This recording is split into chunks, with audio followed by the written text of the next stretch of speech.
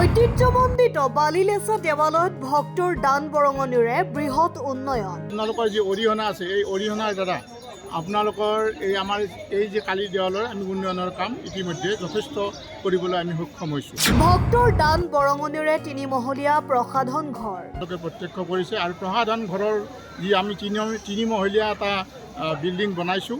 ৩,০০০ বৰ্গফুটৰ অট্টালিকা ভক্তৰ দান বৰঙণিৰে নিৰ্মাণ। আৰু এই অতিথিশালা আৰু প্ৰসাধন ঘৰ যি ৩,০০০ স্কুৱেৰ ফুটৰ যিটো ঘৰ আমি আৰম্ভ কৰিছোঁ বৰ্তমান নিৰ্মীয়মান অৱস্থাত আছে।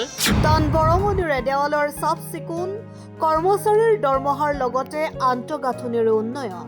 আৰু এই দান বৰঙণিৰ দ্বাৰা ইতিমধ্যে আপোনালোকে গম পাইছে মন্দিৰৰ বিভিন্ন চাফ চিকুণতাৰ উপৰিও কৰ্মচাৰীক দৰমহা দিয়াৰ উপৰিও আমি অত্যাধুনিকভাৱে আমি প্ৰসাধন ঘৰ এটা আমি নিৰ্মাণ কৰি উলিয়াইছোঁ। অসমৰ অন্যতম শক্তিপীঠ বালিলেচা দেৱালয়ত প্ৰতিদিনে ভক্ত দৰ্শনাৰ্থীৰ সমাগম ঘটে। দেৱালয়লৈ অহা ভক্ত দৰ্শনাৰ্থীয়ে দেৱালয়লৈ দান বৰঙণি আগবঢ়ায়। ভক্ত দৰ্শনাৰ্থীৰ সংগৃহীত দান বৰঙণিৰে দেৱালয়খন চাফ চিকুণ কৰি ৰখাৰ উপৰি ইয়াত নিয়োজিত কৰ্মচাৰীক দৰমহা আদায় দিয়া আৰু ৰাহি হোৱা ধনেৰে আন্তঃগাঁথনিৰ উন্নয়ন কৰা হয়। শুনি ভাল লগা কথা এয়ে যে দেৱালয় পৰিচালনা সমিতিয়ে ভক্ত দৰ্শনাৰ্থীৰ দান বৰঙণিৰ ধনেৰে ৩,০০০ বৰ্গফুটৰ এটা তিনিমহলীয়া প্ৰসাধন ঘৰ নিৰ্মাণ কৰি আছে। ইতিমধ্যে এইটোৰ নিৰ্মাণ কাৰ্য বহুখিনি সম্পূৰ্ণ হৈ উঠিছে। নমস্কাৰ। ঐতিহাসিক শক্তিপীঠ বালিলেচা শ্ৰী শ্ৰী কালী দেৱালয় আপোনালোক উপস্থিত হোৱাৰ বাবে আপোনালোকৰ সংবাদ মাধ্যমৰ প্ৰতিষ্ঠানটোক আমি শ্ৰদ্ধা আৰু কৃতজ্ঞতা জ্ঞাপন কৰিছোঁ। ইতিমধ্যে আপোনালোকে প্ৰত্যক্ষ কৰিছে যে আমাৰ এই মাঘৰ মাহৰ পৰা আৰম্ভ হয় যাত্ৰীৰ ভিৰ আৰু আজিও আপোনালোকে নিশ্চয় প্ৰত্যক্ষ কৰিছে যথেষ্ট যাত্ৰীৰ ভিৰ হৈছে মাঘৰ শেষৰ শনিবাৰটো হিচাপে। আৰু আমি এই মন্দিৰৰ উন্নয়নৰ হকে সকলো যাত্ৰীৰে দান বৰঙণি আমি বিচাৰিছোঁ। আৰু আপোনালোকৰ যি অৰিহণা আছে এই অৰিহণাৰ দ্বাৰা আপোনালোকৰ এই আমাৰ এই যে কালী দেৱালয়ৰ আমি উন্নয়নৰ কাম ইতিমধ্যে যথেষ্ট কৰিবলৈ আমি সক্ষম হৈছোঁ। এইটো যাত্ৰীসকলৰ আশীৰ্বাদ আছে, যাত্ৰীসকলৰ দান বৰঙণি আছে।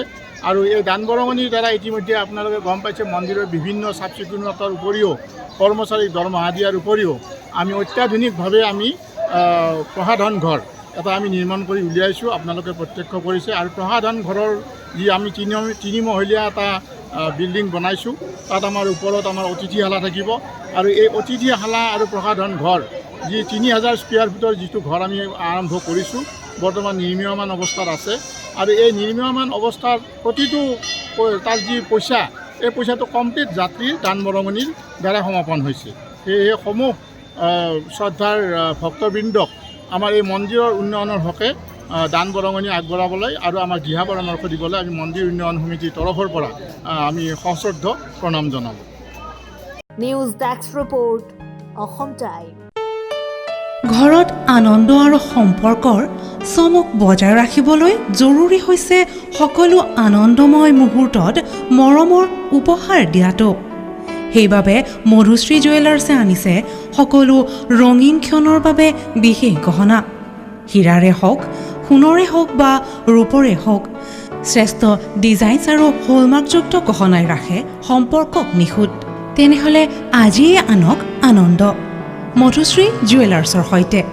যোগাযোগ কৰক 7002800341 নাইবা ভিজিট কৰক LNB ৰোড, নলবাৰী, অসম।